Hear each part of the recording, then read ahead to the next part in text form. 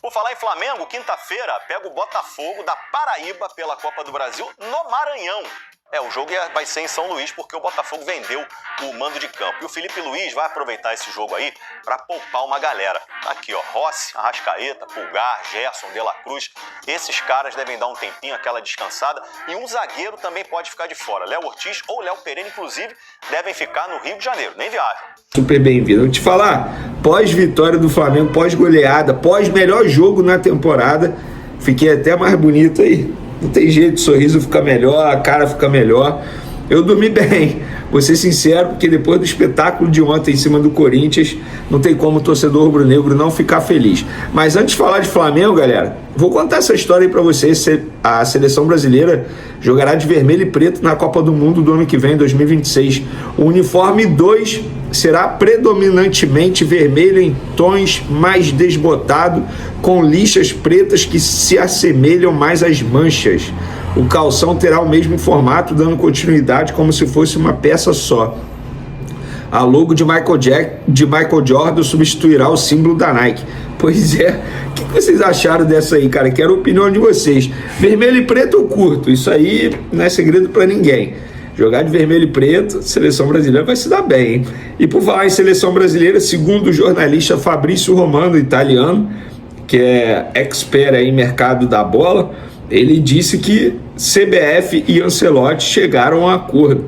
E a proposta da CBF para o treinador é para que o treinador italiano assuma o comando da seleção brasileira a partir de junho, ou seja, antes do Super Mundial, competição que o Real Madrid vai disputar. Não será mais o Ancelotti, treinador do Real Madrid?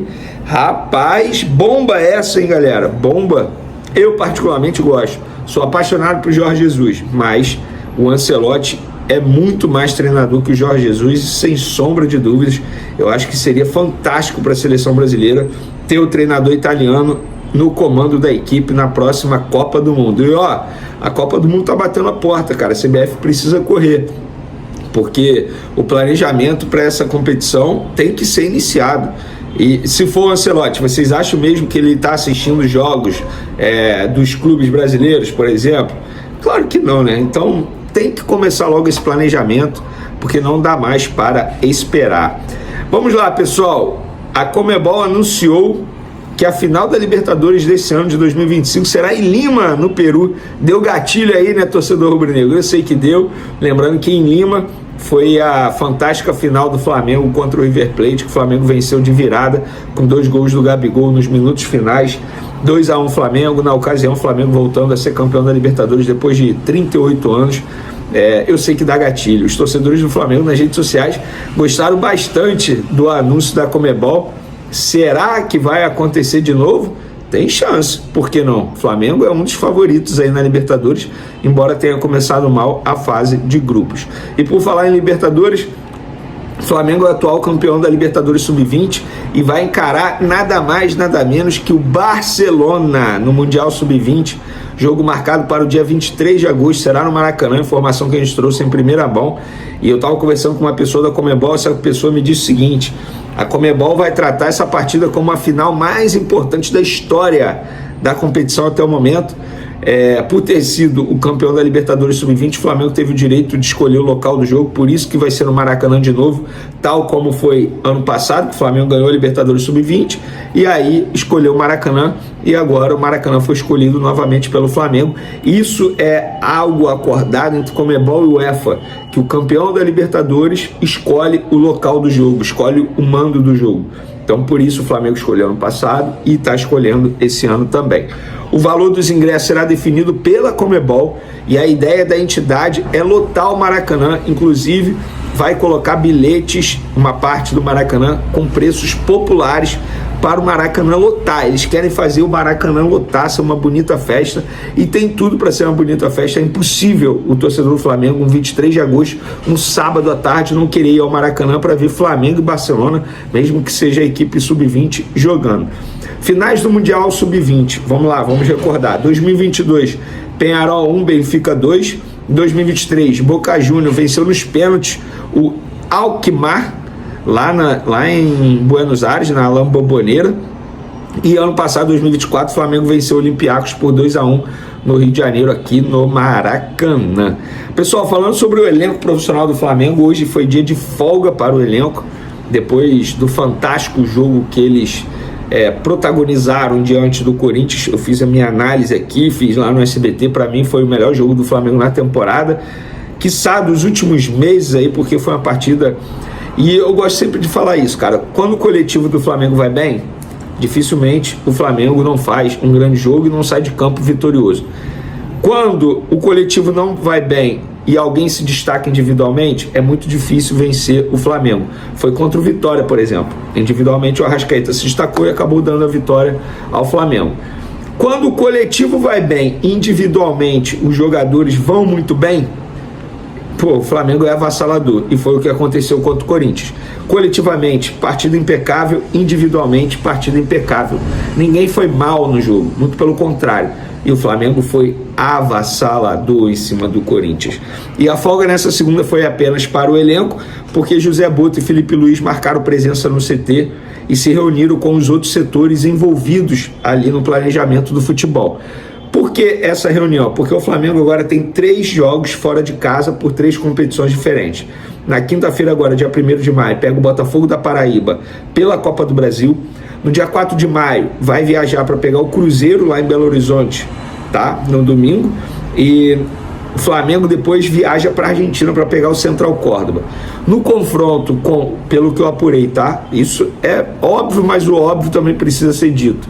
No confronto com o Botafogo da Paraíba, a ideia da comissão técnica é preservar alguns jogadores, dando aquele famoso controle de minutagem, e dar oportunidade também para atletas que não têm recebido muitas chances. Matheus Cunha, por exemplo, Felipe Luiz ontem na coletiva, já cravou, vai ser titular na meta rubro-negra. Matheus Gonçalves é um jogador que a comissão técnica quer dar mais minutagem também. Então vale, eu, por exemplo, eu daria minutagem ao João Vitor, zagueiro, jovem zagueiro, destaque da categoria de base do Flamengo. Felipe Luiz é apaixonado por ele.